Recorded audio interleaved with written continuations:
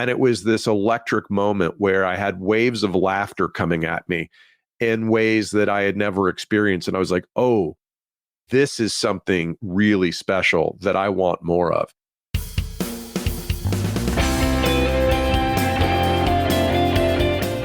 Welcome to Everybody Pulls the Tarp, the go-to podcast for high performers. I'm Andrew Moses, and each week I talk with Olympians, pro athletes, TV stars, Grammy winners, best-selling authors, CEOs, and other high performers to uncover their success secrets. Every conversation is jam-packed with inspiration and actionable ideas we all can apply to our own lives, personally and professionally.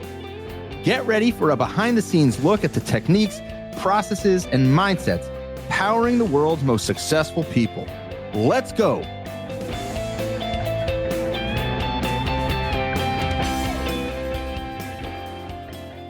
Hi, everyone, and welcome back to Everybody Pulls the Tarp. As you can hear, I am still battling some of that laryngitis, but I can't wait for you to hear this week's conversation. My guest this week is stand-up comedian, author, and podcast host, Paul Ollinger. Paul joined Facebook as the company's 250th employee, and he retired at 42 years old, only to realize, as he puts it, that he was, quote, bored, lonely, and driving his wife crazy, end quote. At the time, Paul was perplexed as to why the wealth that he had so long pursued didn't deliver the contentment he expected. So he launched the Crazy Money podcast, which he since rebranded as Reasonably Happy, where he explores the connection between money, happiness, work, and meaning. Post-Facebook, Paul also launched his stand-up comedy career that he had long dreamed of, but had not pursued while he took a more traditional career path. And in just a few years since starting his stand-up comedy career, Paul has already headlined at the legendary Caroline's on Broadway in New York City, opened for the rock band Styx, and earned a finalist spot at the Boston Comedy Festival. Paul and I recently sat down to explore his journey and a lot of the personal and professional wisdom that he's learned along the way. In our conversation, Paul shares a behind-the-scenes look at many of his biggest career decisions, what it was like working at Facebook in the early days, how he develops his stand-up comedy material, and so much more. This is a fascinating conversation about the power of hard work and building relationships, and it's also an important reminder that there are multiple different ways to reach the same goal.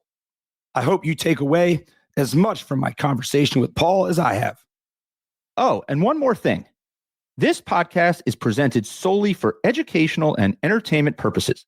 It is not intended to be a substitute for the advice of a physician, psychotherapist, or other qualified professional. So, let's pull the tarp and get straight to Paul Ollinger. Where I want to begin, you have obviously, like many successful people, you've had a career with a variety of different twists and turns and different pivots and a variety of different things that you've done. But I want to go way back. So when you were a kid, did you have aspirations for one or two specific things that you wanted to do with your career? Yeah, I wanted to make money. So it's funny, when we were talking about Everybody Pulls the Tarp, I'm one of 6 kids. There's no everybody pulls the tarp situation quite like a big family. And I remember one time we were on a camping trip, and my brother and I, who is just a little bit older than I, we were goofing off or something. And my mom pulled us aside, and, we were there with other families, and she was like, she kind of kicked us in the butt and said, look, you're part of a team here. You have to go out and gather firewood. You have to help set up the tents. You have to work. You can't just sit around and let other people, the adults, do the work for you. You're part of this family. You have an opportunity to contribute, and you're expected to contribute. And so that mindset was beaten into me at a very early age, and I've benefited from it. But along with being part of a 6-child family, we had everything we needed, but we didn't have a ton of luxuries. My parents were great parents, stayed together for 55 years. And so resources were tight. And so I always thought, well, and I remember there being, financial stress in our home, or what I perceived to be financial stress. And so I always just thought, someday I'm going to make some money, and I'm going to not worry about money, and I'm going to be happy. And that was kind of the mindset that was baked into me as early as like 7th grade. And I was like, I'm going to make good grades. I'm going to go to a good college. I'm going to get a good job selling insurance or working in banking or whatever the hell it was back in 1983 that I thought was going to give me a comfortable lifestyle. And then I'm going to make money and I'm going to be happy. And that was my mindset all through high school and college. Was there any point in all of that where you had said stand-up comedy might be interesting to me? There was a very specific point, and I went to Rhodes College, majored in business, worked at Rhodes College for a few years raising money, and I'm 25, and I'm like, okay, I got to figure out how to turn this thing up, how to take it to the next level. And I thought, okay, I'm going to go get an MBA at the best school I can get into. And the Tuck School of Business at Dartmouth was just my dream, and I got in and I went. I didn't even apply to Harvard and these other schools. Maybe I would have gotten in, maybe I wouldn't, who knows. But I went to Tuck and I realized at that point, I can do anything I want to do. Now, of course, I could have done that before, but when you see that brand at the top of your resume, you're like, it really is up to me to go figure out what I want to do. And I can get into a lot of doors in New York City and London just by saying, hey, I go to Tuck, will you talk to me?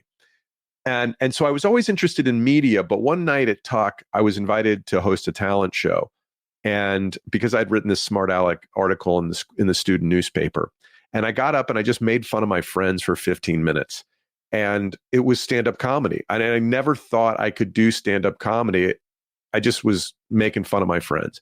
And it was this electric moment where I had waves of laughter coming at me in ways that I had never experienced. And I was like, oh, this is something really special that I want more of. It's a narcotic feeling. It's an addictive experience. And that's the night I was bit by the comedy bug. But I had borrowed $80,000 in 1996 dollars, which would be twice that now, to get my MBA. And so I had to go to work and figure out a way to pay it off. And I went into the digital media world in 1997, which was the very early days of the internet business, because I thought it was the coolest industry I could think to join that would actually have me, And potentially an opportunity to make the money back to pay that $80,000 in student debt. But yeah, the guaranteed way to make money after business school is like going to McKinsey or going to Wall Street. Not to say that it's an easy way to make money, but that's the route and by the way, my McKinsey interview lasted for 5 minutes. I mean, it was like they knew right away I wasn't smart enough to be at McKinsey. And so at a certain point, you have to say, okay, well, what am I good at? What could I actually do? And I never really wanted to be a McKinsey consultant in the first place. But if they would have hired me, of course I would have taken that job, right? Because you have to say yes to McKinsey. But anyway, I was like, well, what am I actually interested in? What am I passionate about? And I was passionate about media. I mean, in 25 years ago, that was movies, TV, print, basically that. And then this emerging weird thing called the internet that nobody knew what it was going to turn into. And I got this opportunity to go work for a company that at the time was putting out a CD-ROM, like a magazine business model, a monthly CD-ROM that would be mailed to you. And on this CD-ROM that you would put into your desktop Apple II or whatever the hell you were running back then, or Windows Millennial Edition, you'd put it in there and you would watch videos of interviews with rock bands or any musician and movie stars. And around it, there were ads. There were consumer product ads that supported it. That was the model. It quickly morphed into a music website called launch.com. And so I worked there for 4 years. We went public. We crashed like everybody else in the digital media business in 2001.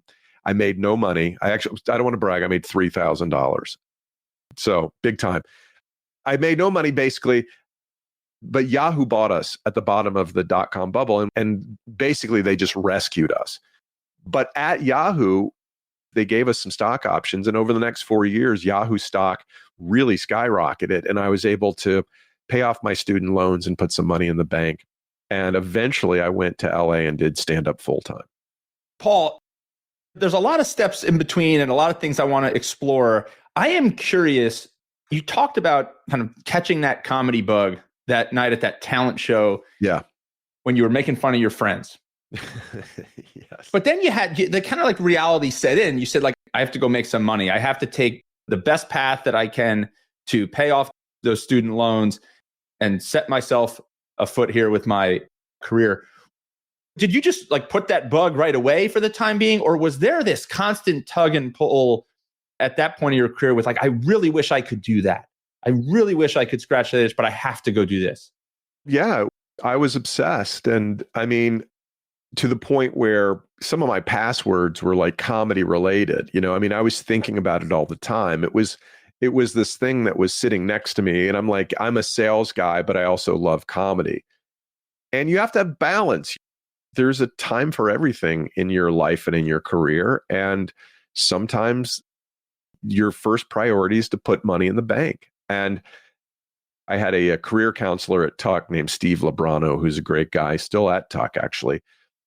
And he gave me very, very good advice. He was like, make your money first, put your money in the bank, then go do your thing. Now, some hardcore comics would probably say that's nonsense. Go do comedy. If that's your thing, go do comedy. Now, I don't know how it would have been possible to do stand-up comedy and pay off and dig myself out of an $80,000 hole. I don't think that would have been possible.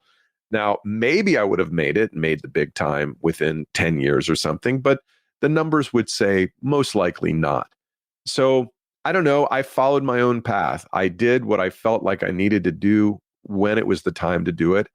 And I eventually paid off my student loans. And then I went to LA, and then something really wild happened. I was doing comedy for 2 years, and I got engaged to my girlfriend, my now wife of 17 years, mother of my 2 children.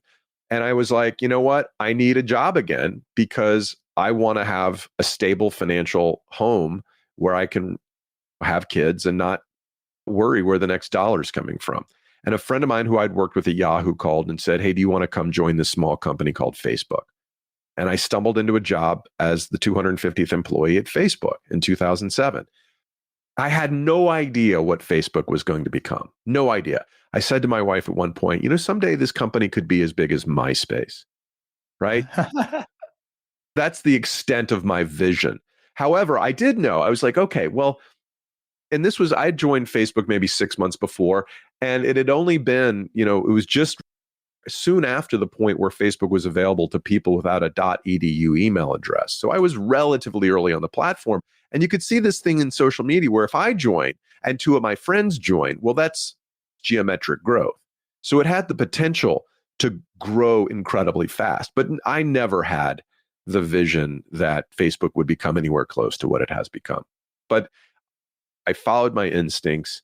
I took that job at Facebook because it seemed to make sense. I really liked the guy who called me, and I liked his boss, Mike Murphy, the guy who was running sales at Facebook at the time. I'm like, I trust these guys. I like these guys. I think I'll do okay here. And it turned out that it was a grand slam.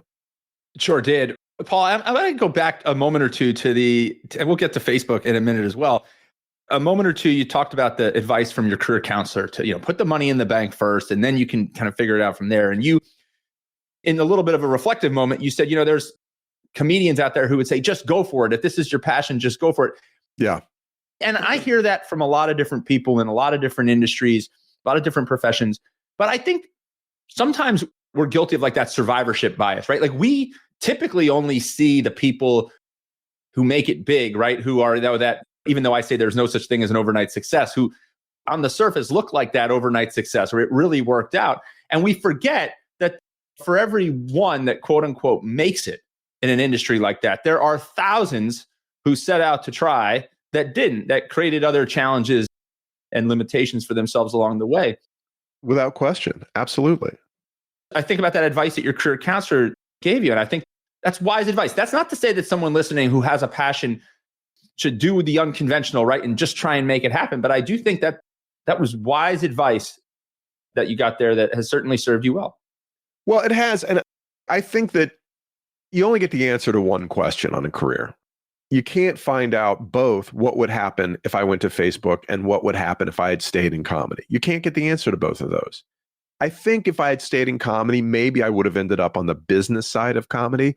Maybe I would have gone to the Improv and started helping run the clubs. Maybe I would have been an agent or a manager. Maybe I would have ended up at Netflix as a producer. Who knows? And those things could still happen. But what I know is I've been doing comedy for 12 years full time in my life, and I still haven't been able to pay my bills. I mean, I'm doing okay. I'm a pretty good comic. I'm a pretty good podcaster. You sure are. I'm You a sure pretty are. good author, but I'm not breakout yet in any one of those things. And you have to break out. And it's a really small number of people who break out. And I work with an awful lot of people who are in their 30s and 40s who've been doing comedy for 10 or 15 years, and they're not making any money. And they don't have a path to make money. And they probably will never break out. And so the numbers are ugly. They're very, very ugly in the arts. And yes, I do think you should chase your passion, but you also need to be a responsible human being, especially if you've got a family to support. It's just such a great point you make there, Paul, because I think that everybody who logs onto Instagram these days would think that, the advice is go for, chase your passions, go for your dreams, just grind it out, right? And again, you and I have talked about it. A lot of the principles of the everybody pulls a tarp mindset that I talk about every single week on this podcast are being willing to do the work, being willing to do the things when nobody's watching that power your success, put in the effort. But that doesn't mean it has to come at the expense of everything else in your life, that you have to mortgage every opportunity. By all means, if you want to chase it, chase it. But there's also another path. And I think you've outlined that really, really well. The people that I see breaking through are the hungriest people. At a certain point, it's not about talent anymore. It's about hunger. I'm talking out of both sides of my mouth now. But unless you are willing to give up everything, you're probably not going to make it in this creative world. And even if you are, you're certainly not guaranteed. Morgan Housel, the author of The Psychology of Money, put it in an essay. He said basically something like, the world doesn't reward talent, it rewards scarcity. And so the problem with comedy and every other creative pursuit is that the supply of adequate plus providers of that service greatly exceeds the demand. And so unless you are uniquely skilled in a certain kind of comedy or a certain kind of creative pursuit, you're one of 1,000 different pretty good providers of it. And your ability to stand out is going to be based on how hungry you are. And there's a lot of really hungry people out there. There are a lot of really hungry people.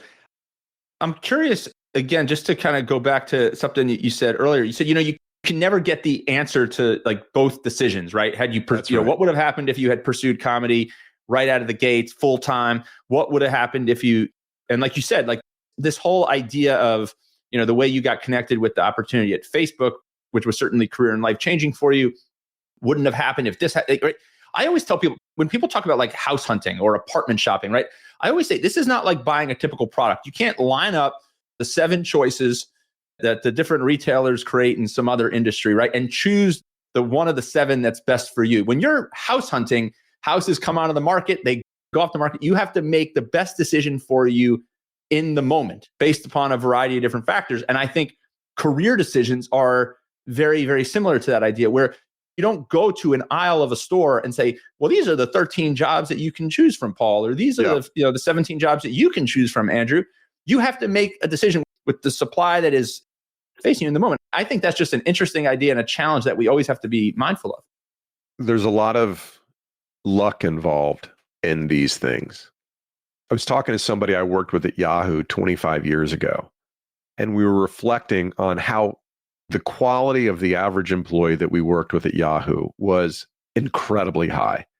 There were a lot of really great, smart people who worked on this sales team, dozens and dozens of great people, many of whom have gone on to hit home runs, grand slams, working at Facebook or Google or wherever, and they've put millions or tens of millions of dollars or even more in the bank. There are others, every bit as talented, every bit as driven, who chose other startups that didn't pop like those big home runs did.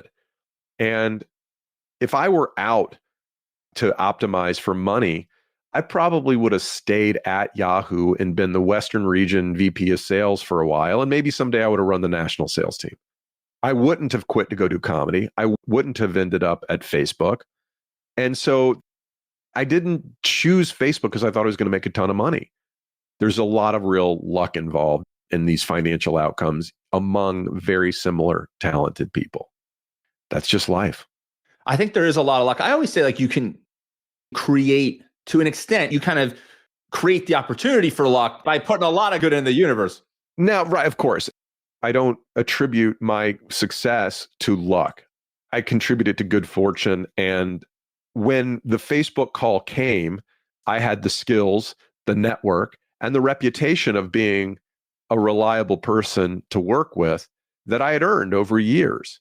Yeah. And that I had sacrificed to achieve. And I had gone to business school and I had a resume, and people were like, I was a good hire for Facebook.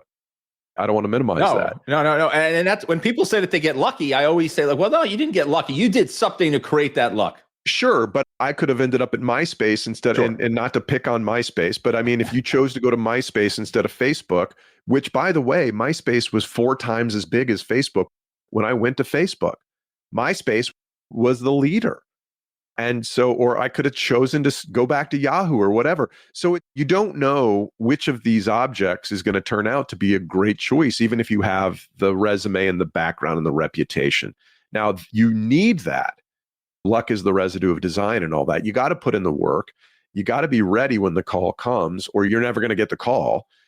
But you can have all those things and prudently analyze decisions, and you'll still probably do okay. But the difference between a B plus and an A plus in our world is millions or tens of millions of dollars, Sure. or 1,000 Instagram fans or 1 million Instagram fans, whatever metric you want to use to measure.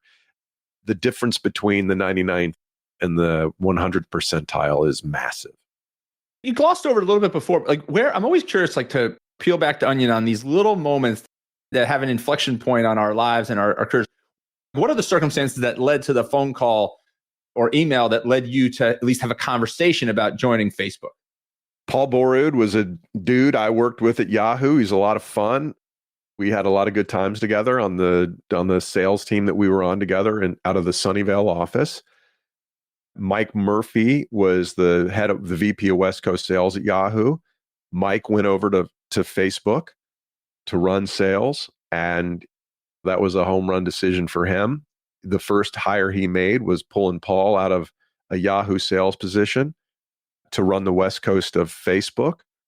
I don't know, 9 months, 12 months later, Paul called me and said, hey, I know you're doing comedy, but in case you are interested, or if you know somebody, I need somebody in LA. And at that time, I had just happened to have gotten engaged, and I was started to do the calculus of, if I were to go back to work, where would I go? And the phone rings. And there you go. As soon as the phone rang, as soon as I talked to him, I'm like, it was one of those things where you're like, he called, said, would you be interested? And I'm like, this job is going to happen. He's going to offer me this job. I'm going to accept it, and I'm going to go to work at Facebook. Paul, millions of people have already formed their own opinion on Facebook, and they believe they have a sense of what it was like inside the walls there. Yeah. Employee 250, like, give me your sense of, like, what was it like being employee 250 at Facebook? What was the environment like? What were some of the biggest learnings? What are some of the biggest things that, in terms of, that influenced you, that you still kind of take with you today from that experience? It was chaotic. It was growing. In the time I was there, we went from, I think it was 25 million monthly unique users, which is how you measure an audience on the internet, to something like 1 billion or 800 million. We went from 250 employees to probably 4,000. And I could be off by a little bit, but it was massive, massive growth. And everything in retrospect is self-evident. Well, of course you knew that Facebook was going to be a 3 billion person a month platform. Or of course you knew that the company was going to be worth $1 trillion someday. No, we didn't. None of that was guaranteed. We were sitting there as a sales team, we were fighting to get revenue from an industry that didn't have respect for us. It was really easy to get meetings when we were at Facebook because people could see the geometric growth and they're like, what the hell is this? What is social media? So they were really interested in meeting and learning. They weren't so interested in buying. And we didn't really have good ad products that they felt they needed to buy. We had undifferentiated clicks that were barely targetable and untrackable. And so we had an interesting product that wasn't very efficient. And that was the case almost for my entire time at the company. All right, everyone. We'll get back to the conversation momentarily. But first, I want to tell you about my free weekly email newsletter, Tarp Pullers. Each week, I share an uplifting and inspirational tarp pulling story that is sure to brighten your day. And I also highlight some of the most powerful ideas I've learned on my journey talking to 200 and counting of the world's top performers. The newsletter is short, concise, and a reader recently told me this. She said it makes her day every time it hits her inbox. Go to everybodypullsthetarp.com/newsletter to sign up today. And so it was kind of frustrating. We were the sales team. You remember in the social network where, they all said ads aren't cool. That's still kind of the attitude at Facebook. I mean, they're cool because they generate billions of dollars in revenue. But back then, we were a barely tolerated part of the company that most of the engineers would have said we don't need. So it was a very idealistic, it was a very young company. And at 38 years old when I joined, I was 17 years older than the founder. So I was of a different generation. And so that was the first time I had been the old guy at a company. And it was a very different kind of experience. What were some of the things that you feel like you were able to add as that quote unquote old guy at the company? Like, were there things that you felt like you had an opportunity to add to the equation that the others might not? Yeah, and I think there were, and I think in retrospect, I would have taken a more purposeful approach to saying, well, there's two sides of the house, roughly speaking, at Facebook. There's the engineering side and there's the business or revenue side. And neither side really understands what the other side does. No salesperson knows how to write code, and very few software engineers or, developers know how ad revenue is generated. They don't know why it's important. They don't know what advertisers care about. Now they do today. I think they're far more sophisticated today. And Facebook has some of the most sophisticated ad products in the history of humankind. That sounds grandiose, but I believe it to be true, with the possible exception of Google. These are wildly sophisticated tools that provide the advertiser, the marketer, with provable return on investment. And that's why Facebook and Google consume 85 or 90% of marketing budgets out there today, to the point that they look monopolistic, but that's where consumers are spending their time and where marketers can see what they spend and what they get for it. But to your question, I think the role I could have played would have been to be an ambassador inside the company to say, revenue is good. Here's what our marketers care about. They're not all evil people who want to scam people out of their money. They're selling products that make your life better. And if they can't provide value for you, they won't advertise on our platform. And I think I could have done more of that inside. I did a little bit of it, but I could have done more of it. Have you felt that way in other parts, like at other parts of your career where I could have done more. I could have done more. I should have said that. Is that like a common thing through your timeline? I have regrets at Facebook that don't keep me up at night. But when I think back, it's like it was a challenging place to work because it was so revolutionary and it was so new and it was frustrating. There were no processes. There were very few processes at the company where we were trying to, as they say, build the plane in flight, that kind of thing. Yeah. That felt very much the way it was. There were channel conflict. There was another sales team. We were overlapping. That's another thing I could have done better. And in fact, I was at a little reunion with some other Facebook alums not long ago, and I was having a conversation with another person that ran the inside sales team. And we were both regretting that we didn't do more to reach out across the aisle and say, hey, we're all on a big team here. We should be focused on the big pie, not the little slices of the pie. But that's all in retrospect too. You sit there and you go, when you're young and you don't have a ton of money in the bank and the company doesn't have the processes that say, hey, this guy's going to take 25% of my commission next quarter, that matters. But in retrospect, we're sitting here going it didn't matter. What we should have been focused on is really building the bigger pie and working together in a way where we helped each other succeed. If I could go back, I would have done more of that.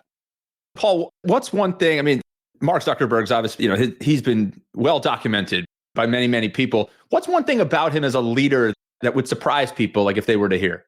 Well, I'll tell you, when I left Facebook far too prematurely in 2011, the first thing I missed was the Friday all hands, because every time I'd listen to that, I'd learn something that would blow my mind. Stuff that we take for granted now, like being able to watch video. And, I remember watching Obama's inauguration in the office in LA on Abbott Kinney. It was streamed on Facebook, and there was a comment feed next to it where I was seeing people I went to high school comment on his inauguration. And this is in 2009, right? And I'm like, this is mind blowing. What we're doing right now, this kind of stuff wasn't happening 15 years ago. The progress we made was incredible. You can use your Facebook username and password, your credentials, to log into ESPN.com or other websites. And I'm like, oh my God, they're building this plumbing underneath the internet that is going to connect all my experiences. That's just bizarre. And we've gone from it being mind-blowing to it being sort of like, okay, now what's the implication of that? And why am I seeing ads on Facebook for something I just searched for on Amazon? Like, oh, that's interesting. Now, is it good or is it bad? Well, it's a little of both. It's a little scary, but it's also efficient. When I was at Yahoo 25 years ago, we just started targeting ads to men or women. So before that happened, men would see ad for Tampax and women would see ad for Viagra. And it was like the marketer was wasting half their budget. And so there's been a lot of improvements. But you asked me about Mark. The thing I would miss would be about just, he's a visionary. And he was always doing things that people didn't expect him to do. He was saying no. Recall this, people that say Zuck is only about the money, he could have made $400 million when he was like 21 if he had sold his company to Yahoo. Now, people who are interested in making money don't say no to $400 million.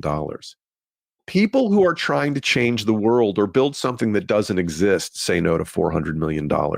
And those people come across as arrogant and self-absorbed, and they come across like assholes because they're unreasonable. And you have to be unreasonable to change the world.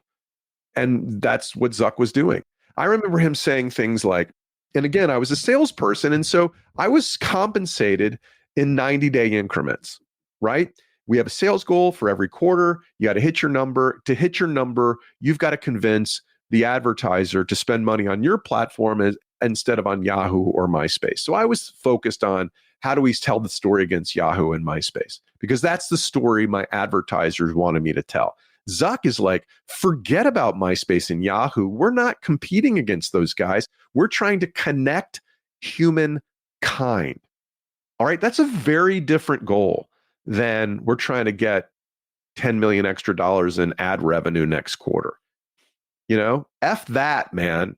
Zuck was playing a much bigger game, and even people inside the company like me in semi-leadership roles, I was not fully on board because I couldn't get my head around what he was really trying to do.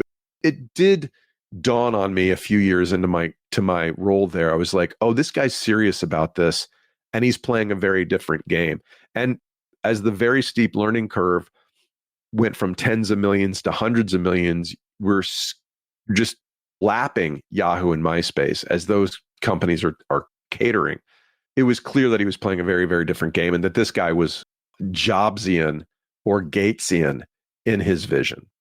Yes, I think that's a great way of putting it. I mean, based upon everything I've read, listened to, and observed, he is one of a very few that, as you put it so beautifully, playing a different game. 100%. And people hated him for that. The people in the ad industry, and I've had a great career working with them, and I had lunch with a guy from the ad industry the other day, and they play a very important role because they're sort of the channel through which tens of billions of ad dollars flow. And because of that, they're very used to getting their way from historically TV networks, print outlets, Yahoo, etc. And when companies like Google or Facebook come along and say, well, we don't do it that way. It's a marketplace. You can go bid for your placement on Google. It blows their mind. They're like, no, we need a discount. You're like, you don't do that in a dynamic marketplace. Nobody gets discounts. We'll give you more service, but you don't get discounts. That's what the inventory is going for. They resent that because what it does is puts them in a place where they have less control and makes them less important to their clients, whence their budget and power flows. Paul, I want to fast forward to what you're doing now, the stand-up comedy, your book, all kinds of different things. And we spent a lot of time early in our conversation talking about this idea of what might have happened had you gone into comedy right out of the gates versus pursuing the path that you did. But I think one of the unique things about anybody who creates content for a living is that your content is really a genesis of the life experiences that you have and continue to have. So you've now had such incredible life experiences, business experience, different things that you've encountered. And now you're infusing it into your comedy and the content that you create. So let's talk about that pivot to comedy. Every comedian, I'm sure, has their own way of doing it. Take me a little bit behind the scenes, your process. Where do the ideas come from? How do you develop these ideas? And then how do you go about getting the reps to test and really hone the craft as a comedian? Yeah, I mean, sometimes comedy presents itself in everyday life as a parent or a husband or a participant in society and in life. And I think about the things that either really piss me off or that are an example of where people say one thing and do another. I think that's where the humor is. I have a whole thing about data privacy, and people talk about, oh, it's so important, yet all our actions tell a different story. I mean, anybody who walks around with an iWatch on their wrist doesn't care about data privacy. We are voluntarily giving up all our data time and time again on a daily basis. We're trading it for convenience, and that's just how we roll. But we want to think that we don't give it up for whatever reason. Being a parent, comedy presents itself every day. I find myself thinking, where am I the most upset about something, about a silly thing, and then try to examine that. As a husband, the way my wife loads the dishwasher drives me bananas. Well, that's a pretty silly thing to get upset about. So what's really going on there? And for me, it's about a loss of control or a futile desire to impose control or order on a chaotic world. Oh, that's a bigger thing. Oh, and by the way, it connects with people because all of us are out there futilely trying to prove to ourselves that our lives matter when we're all going to be forgotten in an instant after we die, in the big scheme of things, right? You got all that from a dishwasher. Yeah, see, there you go.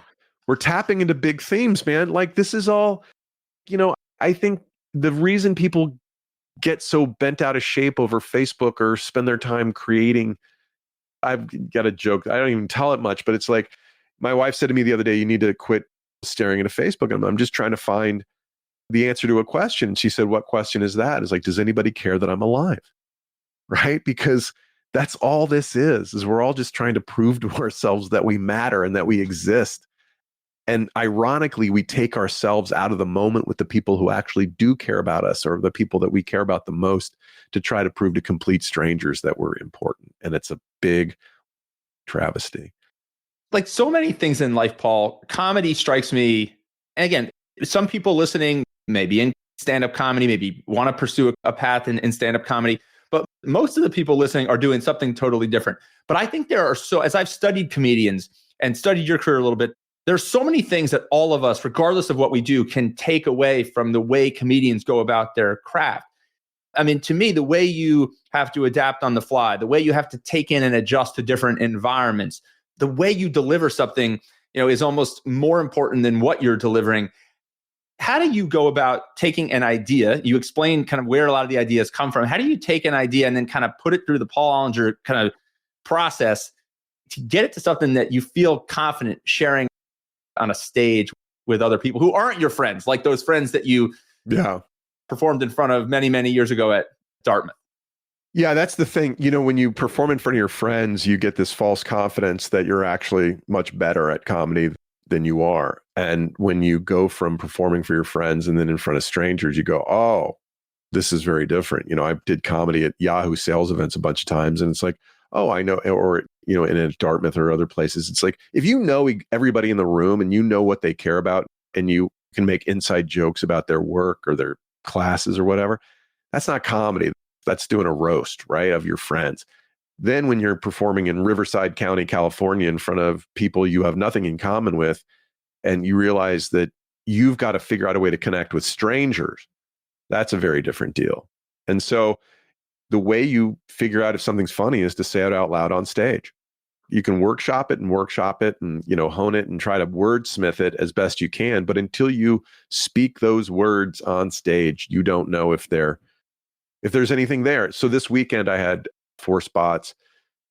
Friday night I had 4 spots at a club called the Laughing Skull in Atlanta. And I just try to say one thing new in each set.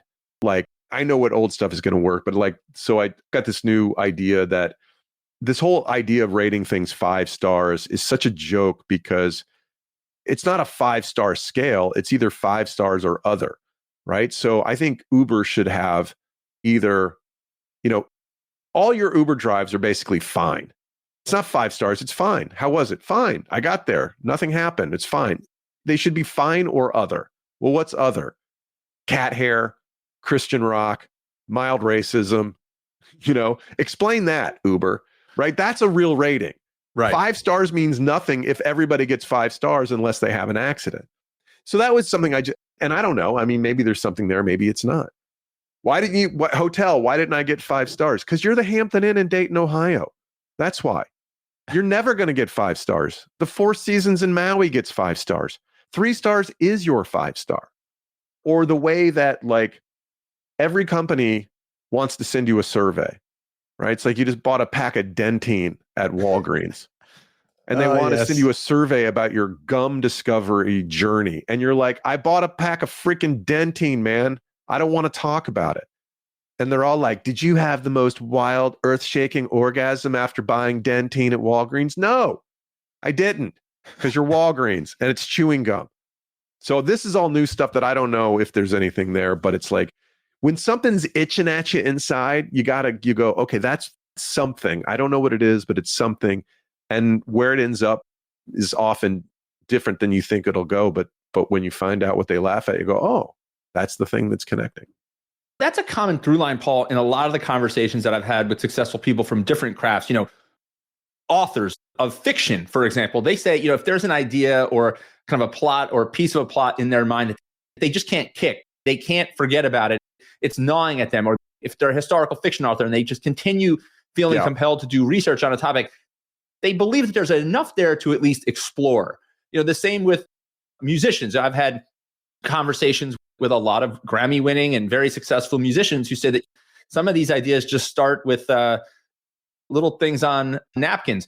Edwin McCain wrote I'll Be based upon hearing somebody at a bar who was drunk kind of fumbling over the words say, I'll be your crying shoulder, right? I mean, these are wonderful, wonderful little moments that people just can't, something's there. There's something there. And I think there's a lot of that. And it's same with entrepreneurs, right? Like they say that sometimes the best business is like solving a problem for something that annoys you more than anything.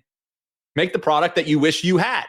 Yeah, I guess in entrepreneurship, I'm not an entrepreneur, so I can't speak to that. By the way, I opened for Edwin McCain one time. He was cool. He's been here on Everybody Pulls the Tarp, certified tarp puller.